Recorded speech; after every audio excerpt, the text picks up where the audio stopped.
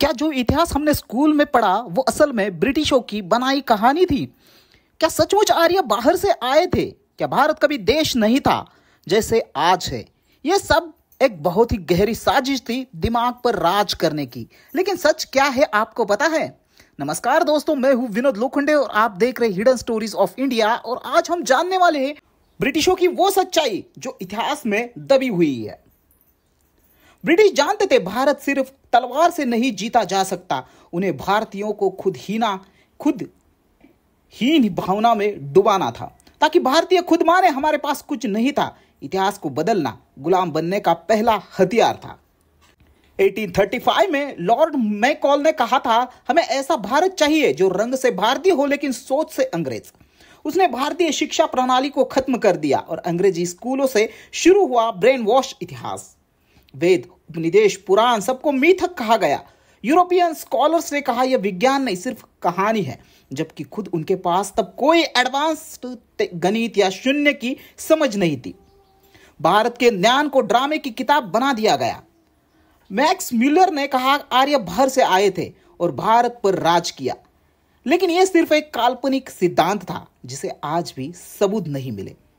DNA research और पुरातात्विक प्रमाण बताते हैं आर्य यही कहते, तो फिर झूठ क्यों फैलाया गया?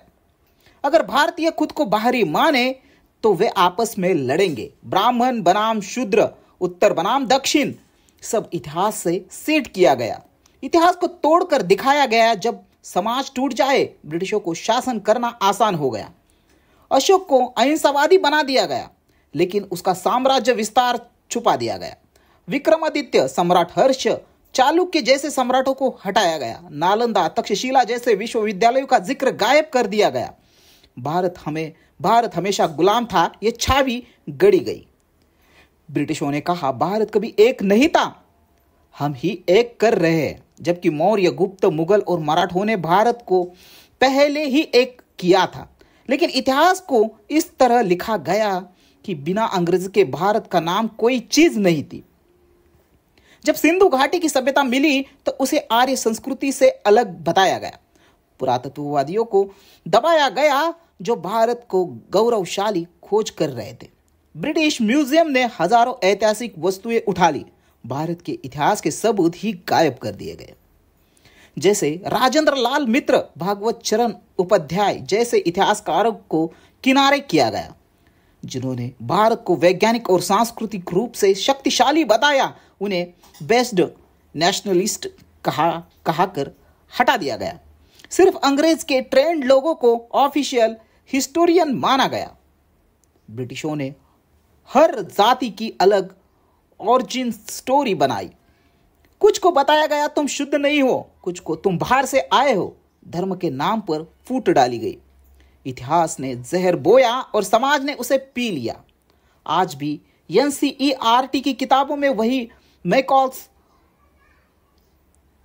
मॉक्सवाद का इतिहास है। हजारों साल की भारतीय सभ्यताओं पर जिक्र 2-3 पेज है, लेकिन 200 साल की गुलामी पर पूरे चैप्टर। ये संयोग नहीं, ये सोच समझकर किया गया है। आर्यभट्ट, भास्कर, पिंगला, इनका नाम तक नहीं लिया जाता। जीरो, डिसिमल, ये सब भारत में जन्मे, लेकिन स्कूल में हमें न्यूटन और पाइथागोरस से शुरू होता है। भारत का ज्ञान का स्रोत इसे पिछड़ा बना दिया गया। आईसीएस बनकर उन्हीं किताबों से इतिहास पढ़ाया गया। जो पढ़े वही अफसर बने और वही सोच आगे बढ़ी। आज भी आईएएस अफसर वही ब्रिटिश व्याख्या में पारंगत होते हैं, इसलिए बदलाव इतना धीमा है।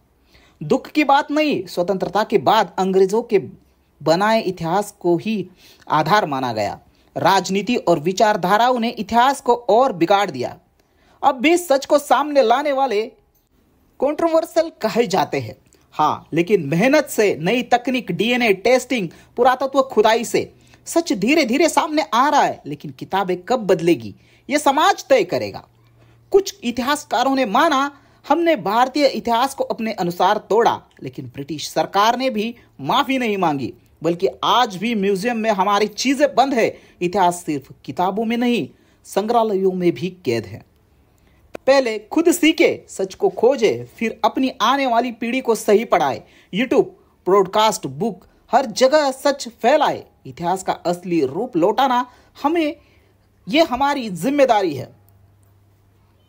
अब कई युवा रिसर्च कर रहे, लोकल इतिहास, फॉरगॉटन और पुरानी सभ्यताएं उजागर हो रही है। डिजिटल प्लेटफॉर्म ने सच्चे इतिहास को आवाज दी है और हिडन स्टोरीज ऑफ इंडिया जैसे चैनल इसका नेतृत्व कर रहे हैं। अंग्रेज चले गए, लेकिन उसकी कहानी आज भी हमारे दिमाग पर राज कर रही है। अब वक्त है उस कहानी को मिटाकर अपनी कहानी लिखने का। इतिहास दोबारा लिखा जाएगा, लेकिन इस बार कलम ब्रिटेन का नहीं, भारत की होगी।